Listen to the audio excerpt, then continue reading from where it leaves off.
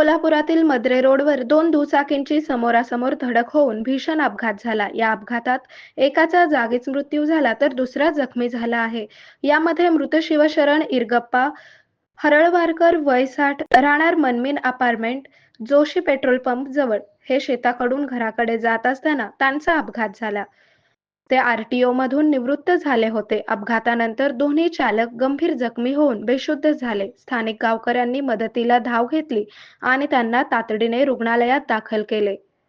हरळवारकर यांना छत्रपती शिवाजी महाराज शासकीय रुग्णालयात नेले असता डॉक्टरांनी त्यांना मृत घोषित केले. दुसऱ्या जखमी तरुणाला आसरा येथील खासगी रुग्णालयात उपचारासाठी दाखल करण्यात आले आहे. या घटनेची नोंद सिव्हिल पोलीस चौकीत झाली असून वळसंग पोलीस ठाण्याचे सुनील कुवर हे तपास करत आहेत. मृत हरवाळकर यांच्या पश्चात पत्नी, मुले असा परिवार आहे.